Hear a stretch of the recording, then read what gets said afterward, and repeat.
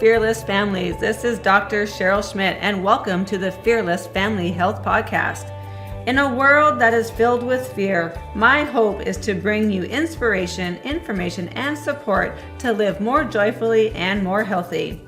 Come with us as we interview parents, doctors, and experts in all areas of health and vitality. Let's make you the master of your family's future.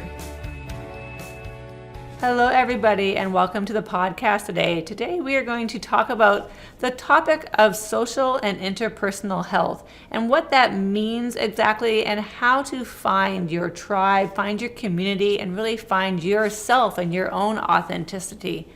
So today, I am talking with Dr. Kimberly Carpenter. She is dedicated to empowering people to reach their full potential. She started practicing in 2004 after graduating from Logan College of Chiropractic. She opened Awaken Wellness Center in Louisville, Kentucky in 2005. She still practices in her family wellness, non-insurance dependent practice today. In addition to creating Awaken Wellness Center in 2004, Dr. Kim founded the Live Well Warriors in 2016. The Live Well Warriors is an empowerment program dedicated to helping families transform their lives by helping them eat, move, and think well. Her first book series, The Adventures of the Live Well Warriors, is an empowering educational tool to help children learn the importance of eating, moving, and thinking well, all while living in a sustainable way. In 2018, she partnered in the creation and development of To Inspire Women, a company dedicated to helping women in healthcare become the CEOs of their practice and their lives. Through empowerment and business coaching, To Inspire Women is helping women practice from intention, creates actions that produce results, and raise their level of attraction to design the life and practice of their dreams. She is an author, chiropractor, professional speaker, and professional coach. She loves helping chiropractors implement the systems needed to create practice success, helping doctors fine-tune the skills needed to attract and empower their practice members, and to help practitioners create the lifestyle of their dreams. She is dedicated to helping people live like the Live Well warrior they were born to be. So let's welcome Dr. Kim Carpenter and discover how you can be the authentic warrior that you were born to be. Hi, Dr. Kim. Thank you for joining me today on the podcast. And we're going to talk about health in a realm of interpersonal, social health, living authentically. I'm excited to talk about this topic because, as you said, we talked a little bit before we started recording, that you see this in your practice as well, in a practice that is mostly women and moms and having a hard time reaching out into their social network. So hi. Hi, thanks for having me. I love what you're creating. I appreciate what you're doing. And I think it's really needed for families and for women. And I appreciate it. It's an honor to be here. So I want to first ask you a question. Like, when we talk about social or interpersonal health, what kind of comes up to your mind? What does that mean to you? For me, it's living your life from a values perspective that's based authentically on who you are. And so often what I find with females is they're really working to fit a mold of who they're told to be before they're ever given a chance to even figure out who they are. And I think that happens across the board just with kids. And you know, one of the biggest things, I have 2 kids, and one of the biggest things I see with just children is how quickly we start to tell them who to be and how to think and what they're supposed to do and what they're not supposed to do before they ever really authentically know their beliefs. And you see that carry out into adulthood. So, you know, your interpersonal, systems of how you function, plus the relationships that you have, are really so built on what you value and who you are and who you believe you are and how you want to live. And that takes really shedding so much of what you've originally been told, And I see that over and over, from kids to adults to the people I care for in my office, over and over, all stages of life. Yeah, I think I have 4 kids, and they're all so completely different that it even surprises me sometimes. And my kids aren't in the school system, so we homeschool them and we unschool them. So I think in a way, hopefully we're supporting their individuality a little bit more, but I see that happens more in a system where they have to go into and they have to be kind of molded into that system as well. So, and I grew up in that kind of Yeah. I grew up in the public school, so I can totally see where you're going with that, and I definitely see that also in people that and we have a society expectation, even if you're not in a school system. Yeah, we do. And it starts right away. Exactly how you're supposed to think and behave and feel.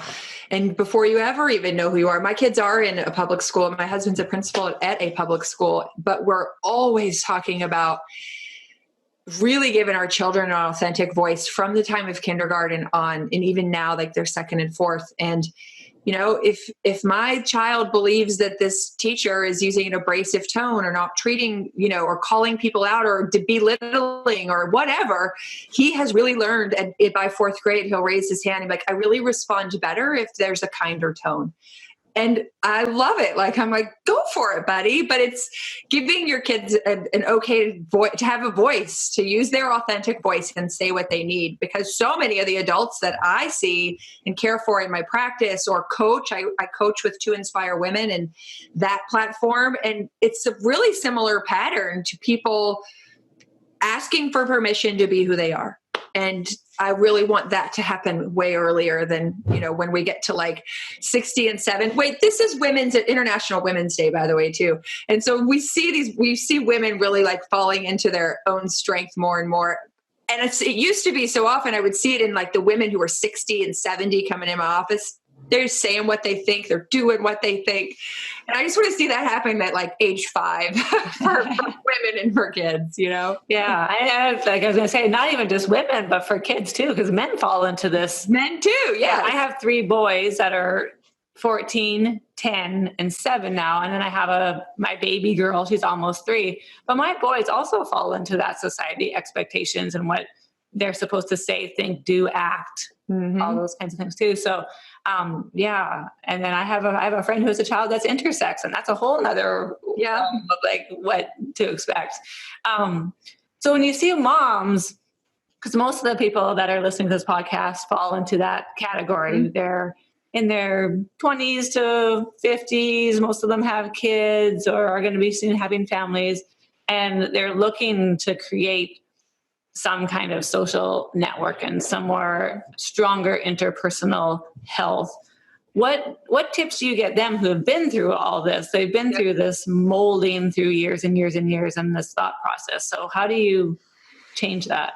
Well, I say, if you're talking about moms, I mean, for most of us, when we have kids, you're cracked wide open because you literally like love more than you've ever been able to like love before. And you have this vulnerability that you've never been able to have before. And you have this responsibility you've never been able to have before. So for me, that piece, at least personally, and in a lot of women I see, it can crack you wide open. And I think it's a really neat opportunity to allow yourself to become very vulnerable.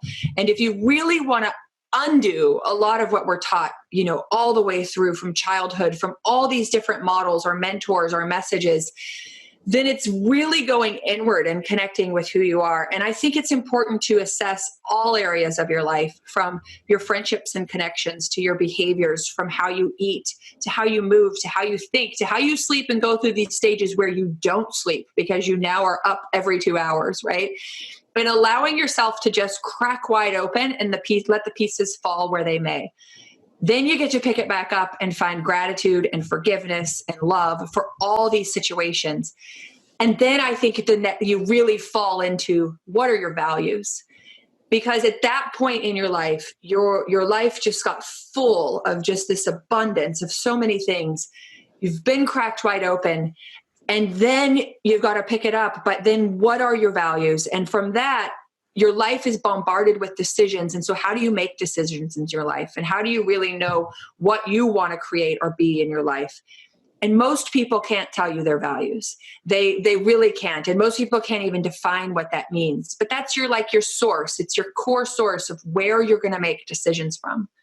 And when that happens, there's a certain level of freedom, because you're allowed to say no or yes to certain things because it's congruent with who you are. So for example, when I'm working with an individual, whether it's through To Inspire Women and we're coaching on business or women in healthcare, or I'm working in my practice one-on-one with individuals, or we're working with moms and families through the Live Well Warriors, the core of that is, where do you make your decisions from? So for even for myself at this point, all of my decisions are based on freedom, and they're based on health, and they're based on family. So if whatever choice you're making, whether that's to go out with friends, whether that's to eat this or not eat that, or to exercise or whatever it is, does it check those 3 boxes? And if it does, yeah, I'm going to move towards it. But if it doesn't, I'm going to move away from it, and I'm going to be okay with saying no to that. It takes a tremendous amount of stress off of you, because you're now living a life of fulfillment that's based on you versus all these other things you've been taught. But I think the values-driven source is the key to really setting yourself free. Yeah, and I think that's huge. I don't think, if people rewind, listen to that again, because it really is like having that come from yourself and your source, and okay to say no. This is huge for some people. Just knowing what fits into their value system and knowing what their values are, just to start with. And then that it's so powerful when you get to that stage and you know what you can say no to. It frees up so many things in your life, and so much time. Like your time's you're better. Like it's like, yeah, I have time for that, because I don't have to spend for like 2 days to decide, like, should I do this, or what would that look like, or who would think this, or what would think that. It's just like, yeah, I'm good. Let's go. Yeah. But the first time you really start outlining your values, you have to tear it up like 17 times, because everybody's voice drifts in. You realize how driven you are by what you've been told to be, because it's like, should I invest my time here? Well, then all the voices come in of, well, you should. If you're a good mom, you'll do this. If you're this, you'll do that. If you're a good businesswoman, you'll do that. And it's kind of like, whoa, chatter. And until you break that, you have to dig to find really like what your values are and who you are and how you want to live. Yeah, and shedding a lot of that guilt from all those voices telling you what to do is not an easy task, right? Right. That then comes into self-confidence. And most people really don't even know if they're confident or not, because they've been making decisions based on other people. But the moment you start making your own, it's like this new level of confidence rises up, and you can honor who you are. And that's really different. Yeah. So do you feel like you had that transition through your own life? Yes. How I got here was I fell completely apart. I mean, I really did. And it would have been a really great movie, maybe by Judd Apatow or something. It was just like off the rails nuts. And it was all because it was a beautiful fall apart, but it was really about all these moments that made me just wake up and then wake up again. And there were times when that was full bliss, and then there were times when that was full struggle and challenge. And, I almost lost like my family or this or that and all these people, and you're shedding people and gaining new people. And what that feels like in the moment is just like somewhat chaos. And then you look back, and if you can find forgiveness and gratitude for all of those times in your life that you just felt like you were losing it, they were actually all the bumps that had to occur for you to stand up and claim your life. And in doing that, for me at least, I just learned to lean into my family. I learned that like the only thing that matters is my husband and my kids. And that little small circle is really all that matters. And then the rest was just this story of everybody else, what everybody else's expectations were. And then there's freedom in that. But I almost think at times you have to fall apart and be vulnerable enough to what feels like fall apart to grow. And then on the other side of it is really bliss and joy, but you got to go through the muck to get to the other side. Yeah. Like you always hear the metaphor about the crab that's growing or the lobster that's growing, and they only get so big for their shell, and then they have to bust out of their shell and have that really vulnerable time where they are trying to build their new shell, their bigger shell, that they grow into their own self. So, and can you find peace in that vulnerability? Because so often, depending on personalities and, working with different personality types, you see different things. I'm a driver, I'm going to go through the wall to succeed or do what I want to do. But in that also comes control and resistance and these other pieces that rise up. And when you can find gratitude for vulnerability, which is hard for a lot of us, then that journey isn't so rough. But you can look to it and go, I'm just going to ride this out.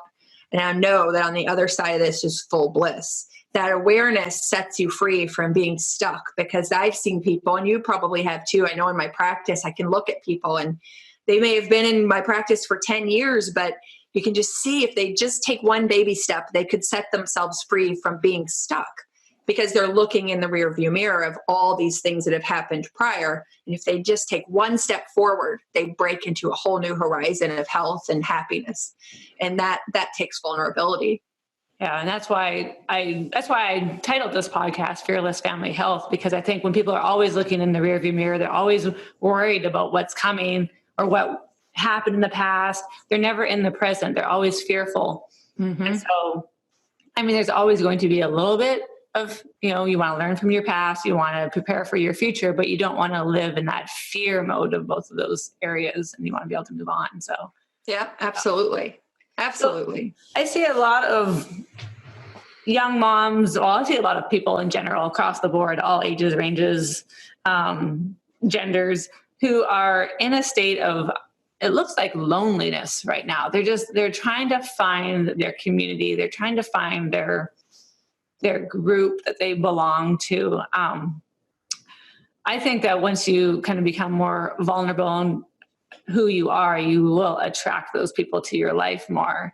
But are there any other tips or tools for people to find those connections?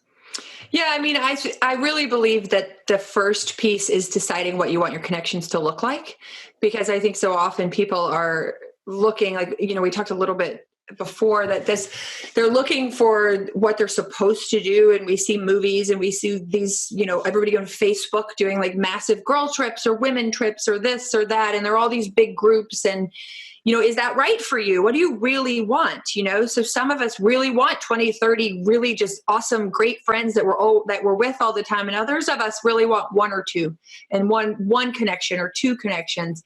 And it doesn't matter the count, but it matters that it's authentic for you. And, to me, honestly, if you want to find authentic relationships, I see a lot of them centered around like big party, like wine nights, this, that, and that's okay. But if you're really fueling yourself in alcohol, are you really fueling connection?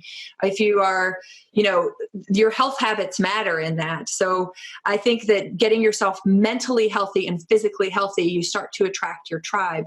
I also believe, because I think a lot of those tribes tend to be formed on desperation versus like true interest in people. So it's finding your niche. I can tell you, I think social media is huge in some aspects, but I think if you really want authentic relationships, you have time limits on what you're doing on social media, because we're lost in this fake world that's not really real, and there's not real connection. And I think when you talk about lonely, I think that the majority of people feel lonely because they're diving into that. And we've lost a lot of the art of human connection because of phones and media.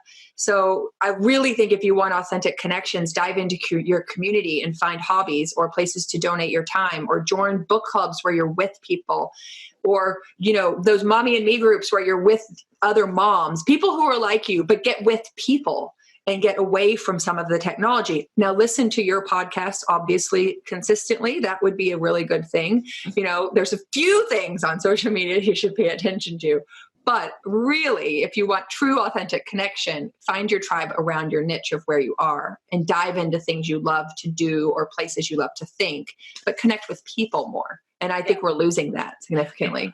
I think social media is a good place to get some information, to, have some entertainment, but it's not going to replace an actual connection, one-on-one, knee-to-knee discussion with people.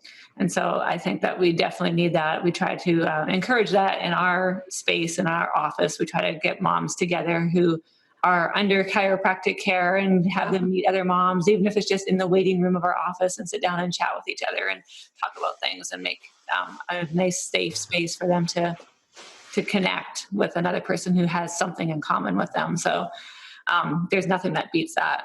No, and I think that for moms especially, so many moms begin to put themselves last, that they don't really have their own hobbies. I remember at one point, even personally, when I was asked, what do you love to do for fun? and I couldn't even answer the question. I was like, I don't know. Like I raise my kids and I go to work, and I don't know what I love to do for fun. And that's a huge wake up call. So if you don't have a list of like things you want to try and things you want to do and things that are fun, that's self-care. I have one of the favorite stories is one of the women that I take care of in my office, and I love her, and she's really introverted and she isolated herself, and she's really a strong businesswoman. And when she turned 40, her goal was 40 new things by 40.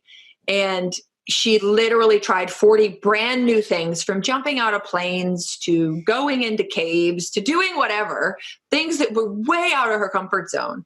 But we don't do enough of that. And there's so much in life to experience that if we get stuck in our have tos or our shoulds, which really those words can go. But if you turn your life into get tos and a whole list of things you get to do by this time next year, and literally just start checking them off, you'll find connection, you'll find fun, you'll find new things you had no idea you wanted to do about. But to get adventurous in life is deserved for everybody. And you have to give yourself permission, and then you're just going to take action and go do it, because there's never going to be a perfect time to start taking care of yourself other than right now. Just go and do it. But make that list of, if you're 40, choose 40 things by the time you're 41. If you're 41, choose 41 by 42. But start getting into the adventures of life and put the phone down, check into the world, and find the beauty of it, because so much of what we hear now is just negative, or this is wrong and this is wrong and this is happening. But there's beauty out there if we just dive into it, Yeah. I completely agree. I love getting out and getting into adventures, but I had the same thing. I was bombarded with just taking care of children when I was, 4 or 5 years ago, and I finally did that switch and look, I need to do things. I need to find my fun again. I need to do things that I enjoy doing. And it made a world of difference. And it was hard at first because there was some guilt involved because of those voices. Like, you should be doing this, and you should be doing this, and you have to do that. All those shoulds and haves to. You're shooting all over yourself and you keep doing it. And once you really truly get rid of that, then the people in your life that shouldn't be there probably will go away. And the people that should be in your life will come closer to you, and you will have those relationships. And that's also your family. Yeah. Talk about interpersonal and social health. That also is your children and your spouse and your parents. And it doesn't have to be your girlfriend down the street or your, other people in that circle. So I'm definitely one of those people who has a smaller circle of really close friends, but they are the bomb, those people. So I'm the same way. I can sit on my couch, or sit in my home with my husband and my kids, and we do nothing all weekend, play games, read books, have dance parties, whatever it is. And it's the best weekend ever. But that's truly finding my authentic joy. And it may not be for other people, but it's when you really get clear on what I used to think that it needed to be being social in the huge neighborhood, or going to the neighborhood parties, or doing all of these things. That's what you're supposed to do, right? And then your kids play with their kids. And I do some of that. Yes, I believe in connection, but the majority of it, 99% of my entire year, will be spent with those 3 individuals. And there's nothing better, but that's authentic to me. And I think everyone deserves to find their authentic piece and be willing to say, no, this fits with my values and I'm good, without the expectation of you have to be more or you have to do more. Yeah. And really listening to that in your gut. Because I think if you really go, I'm okay with all this, but you're telling me I should do that, but I don't really think I need to do that. Mm-hmm. So, well, thank you so much for all of the information. Anything that we didn't talk about that you want to share? I really just, if anybody would like to connect or learn more, the Live Well Warriors, this is 4 children's books that I've written to help your child find their authentic voice and have self-esteem and to live healthy habits. And if anybody's interested or wants to just connect woman to woman, I do work with 2 Inspire Women, and my email is drkim@2inspirewomen. And I would absolutely love to just connect and help women find their authentic voice and help kids grow into a healthy mindset and healthy world. And I really appreciate what you're doing. I appreciate you and for what you're doing. And I'm excited to share this information with people. And I definitely will have the links to your contacts and the books and everything too in the show notes for the podcast, so everyone can contact you and get in touch and grow their authentic selves and be brave in being who they are. So that's awesome. Thanks, Suze. Thanks for your time. Thank you, guys. We will talk to you soon. Thank you for joining us on the Fearless Family Health Podcast. Show notes and resources covered in this podcast are available on our website at fearlessfamilyhealth.com. You can also join in on the conversation with other fearless families on our Facebook group, Fearless Family Health. If you like what you hear and want to hear more, please subscribe to upcoming casts and rate us on iTunes. And also, don't forget to share it with your friends so we can all be fearless.